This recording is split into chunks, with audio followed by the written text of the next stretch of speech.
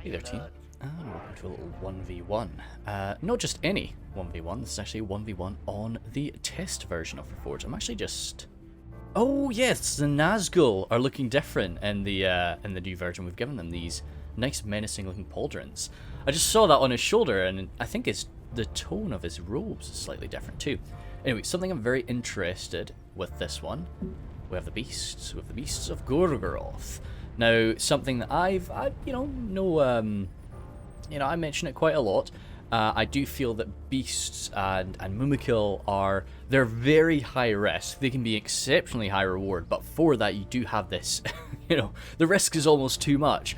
So that is something that I'm hoping to see, altered a little bit in the newer version of the game. But they're going to be put through a pretty nasty test up against Rhudaur, who will have more than enough javelins to rinse those nasty beasts. We've got the orc fodder out front from Muffins, some more on archers there too.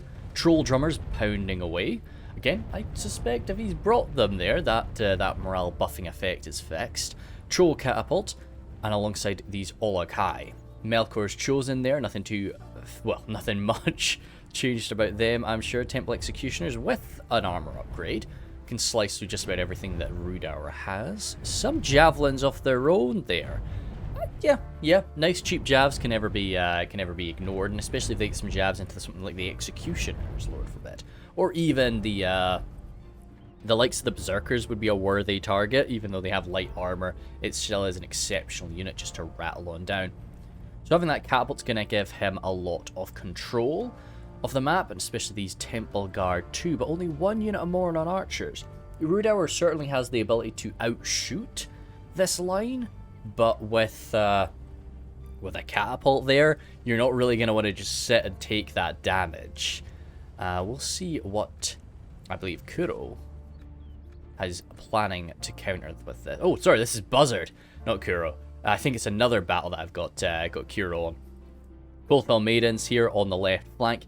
Yeah. I mean, up against Mordor, you're definitely going to need those javelins if you want to stand a chance against Melkor's Chosen. Rhudaur marksman out front from Buzzard. Yeah, can outshoot any orc for sure. And then Dunman pikes mixed in with these Rhudaur swordsmen, but that's going to be just absolute bait for the catapult. Even some Herenadine pikes and Witchrom and Slavers mixed into this line. This is this is about as thick a front line as you can really hope for. To the other flank, more Coldfell Maidens and 8 more Troll Hunters at the flanks there, and even some Herenadine Nobles without an armor upgrade. Okay, so I like Buzzard's chances here. The only real strength that Mordor has over him is that catapult and these beasts. We certainly have all the tools to deal with the Melkor's Chosen. We have a front line that can easily rinse their way through Mordor's front line there. And we do have some javelins, but we've not gone crazy with our jabs. Maybe we've got some hidden units that are going to be popping up. Everybody's... Oh. See, if I was Buzzard, I would have moved right away. I think we definitely hung around for a bit too long there. We could be just launching at him right now. Troll catapult coming in against all of... that's absolute devastation. And a lot of that are these Herenadine pikes. No, I'm just seeing a captain in there. I was worried that the enslavers took that hit. He wouldn't have spotted them, I'm sure, in that short time. But yeah, Muffin's going to be coming in again. Into the nobles, looks like. Miss. Dearie me, that's a shame from Muffins. But yeah, gives us a chance to try and get moving on up. Oh, I guess we did actually make some contact here with a few of these poor Herenadine, not Herenadine marksmen, Rhudaur marksmen there. Again, Buzzard just moving up into archer range. I'm never a big fan of the phalanx thing. I love it, and it works. It does work very well. I just don't really use it too much myself. So I would have probably, if I was Buzzard, I'd be throwing myself in. I know he's probably concerned about the beasts, and that's why he's not. And he's just sort of staring him down for the minute. I guess Coldfell Maidens, yeah, getting them on in, but Temple Guard could shoot down your Herenadine Nobles. I'm just pondering through here. Of course, stats are going to be different across the board. Units are not going to behave exactly like we're used to them behaving in this version, so maybe this is not as clear-cut as I'm imagining it. Rhudaur marksman. Oh, falling back behind the lines, perhaps? No. No, I wouldn't have thought so. Again, more catapult fire raining on in. Well, as soon as that catapult, I would have probably broken up this formation. And I would have just had my Rhudaur swords lined up in front of my pikes and so on. And my enslavers, I would have spread everything out. Because you can come together quite quick if you need to. Oh, some rotting meat getting hurled on in. Right, so yeah, we've got the hidden units, the axe throwers, and the Reforged jabs appearing now. So there are a few more javelin and axe throwers across the board. Rhudaur marksman opening up now. What's the target there? Oh, a little thing there with the bow, but that'll be fixed. Going right into the Temple Guard, yeah, for sure. But Melkor's Chosen seem to want to answer to that, and we are actually spread really far ahead. The Coldfell Maidens are going to get some javelins into those Melkor's Chosen, though. And the Herendine Nobles might even get a charge. You might even want to just take that, just so you get some jabs into these guys. Okay, no, pulling back. Herendine Nobles now exposing themselves to Temple Guard fire. Yeah, a few of them dropping. That's a shame. But yeah, okay. And Coldfell Maidens moving on up. Those Mordor archers can't have too much more ammo left. Actually, no, I think they'll still be alright. They've not been firing for too long, have they? Rotting meat going all the way along here. Rotting meat is always a risky thing to use, but in this sort of situation where there's no chance of your own men taking it, and Muffins is not intending to attack, he wants Buzzard to attack him. He knows he's not going to have to march through this rotting meat. It's not a bad thing to have. But yeah, if say Muffins was throwing all of this rotting meat over Buzzard's lines and then he charged on forward, I'd be so... No.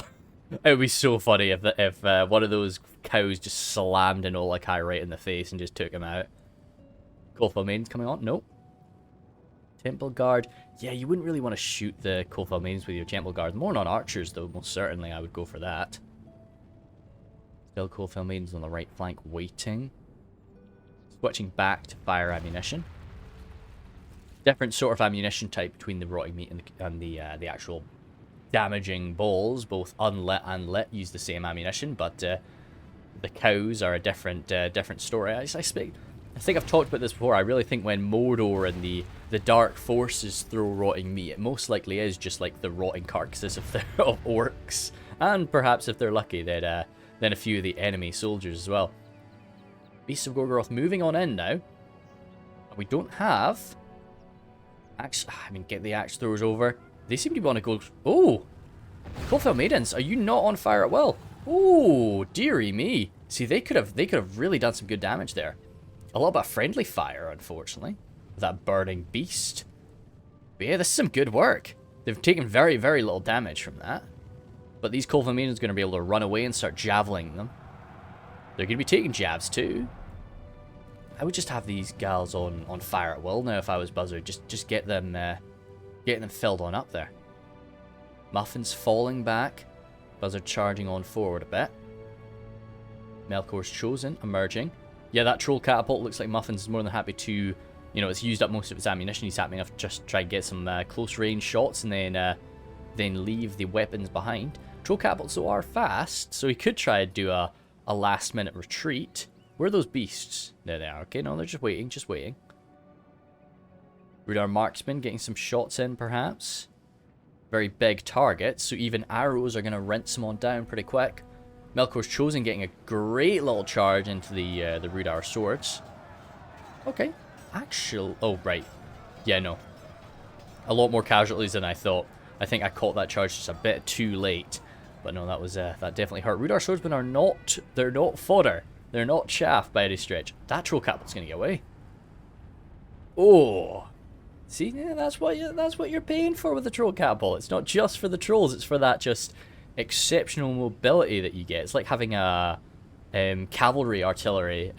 Horse-drawn artillery, I think it was called in like Napoleon and Empire. I never really bothered with stuff like that, but no, it was had its uses. Rhudaur marksman gonna be taking a charge there. See, if I was Buzzard, I'd get those Ferodrum jabs, just watching these beasts. Maybe even, to be honest, I'd get the Coldfell Maidens, just both Coldfell Maiden units together. I think you could take out those beasts.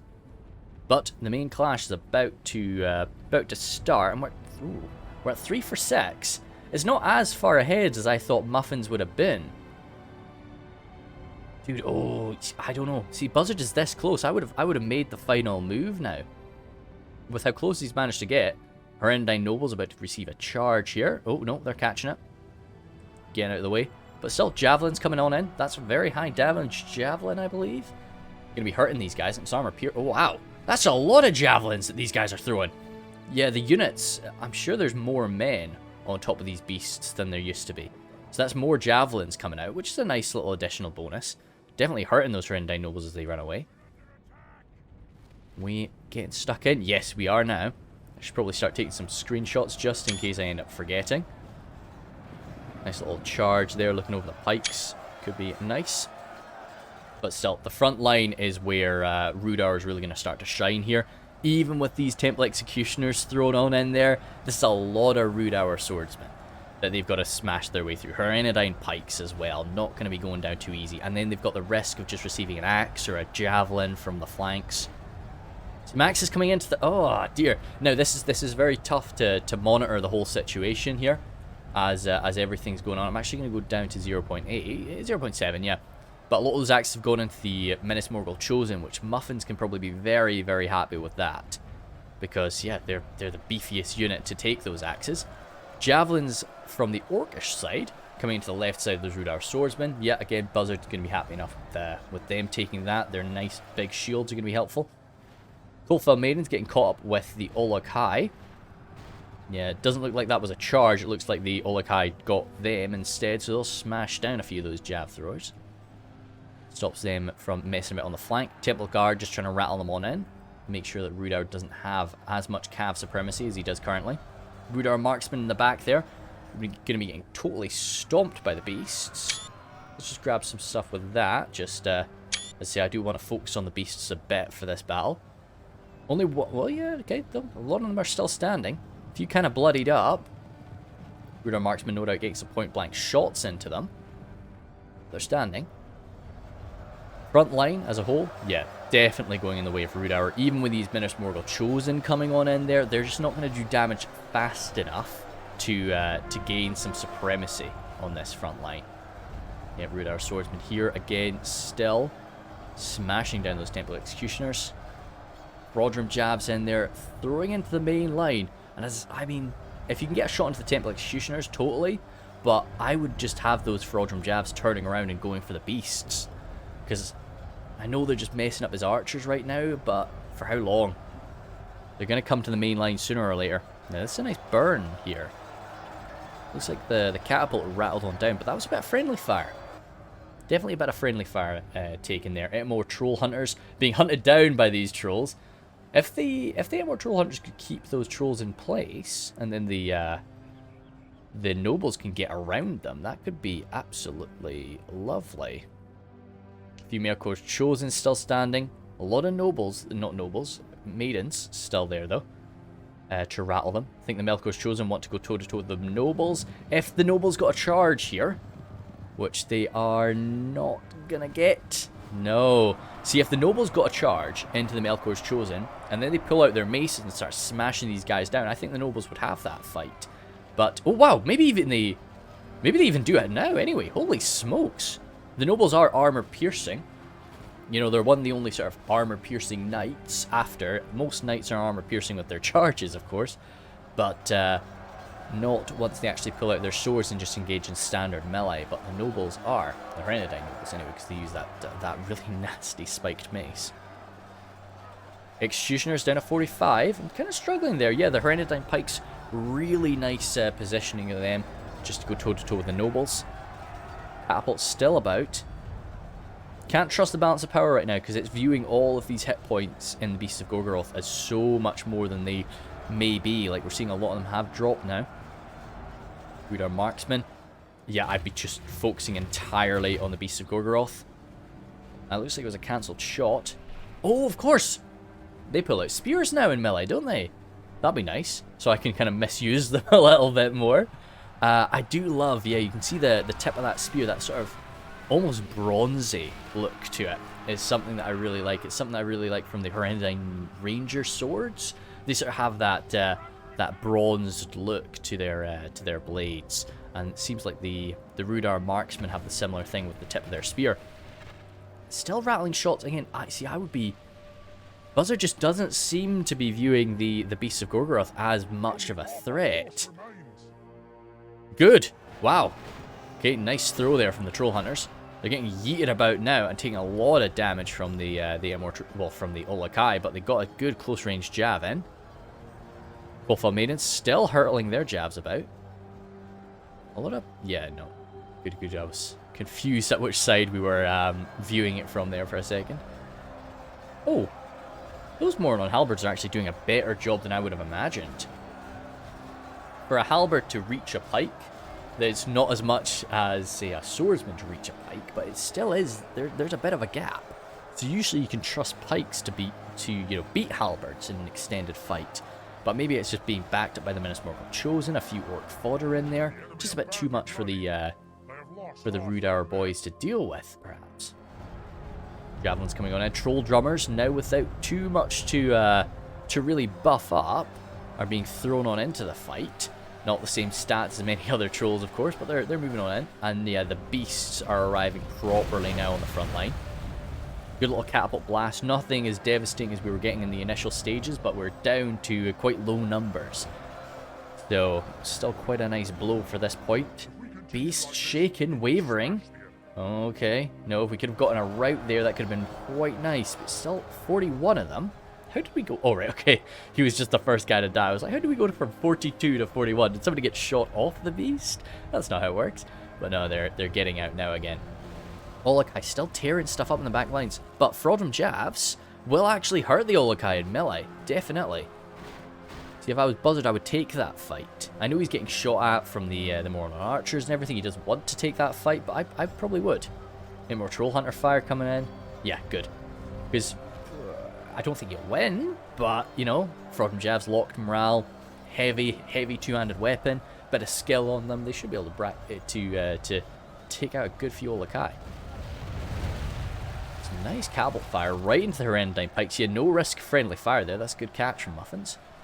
They can't have too much ammo left. Arrows coming on in into the orc jabs. Not a lot else for them to really shoot right now. Yeah, I suppose not really too much else for them to shoot, so they just want to target something. But I'd be tempted to go for the troll catapult crew in all honesty, because they're quite well packed up, and they're unshielded, very, you know, low armor value. I'd maybe shoot them. Yeah, I don't know. Maybe I'm wrong with that, but I'd be tempted to do that. Olokai coming in once again to the Horrendine pikes. Not going to be doing damage fast enough to really deal with the Olokai. No armor piercing.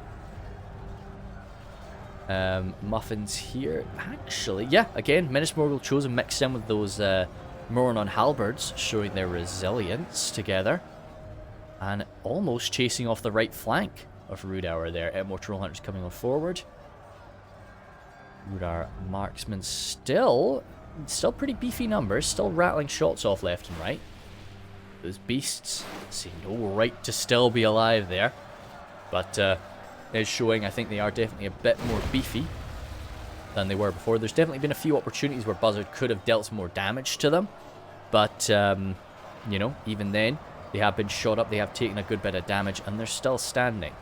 So perhaps a bit more, a bit of a safer choice than they used to be. Axe throwers and some enslavers are still in there. If an enslaver gets a swing or two into a beast, they'll be a goner.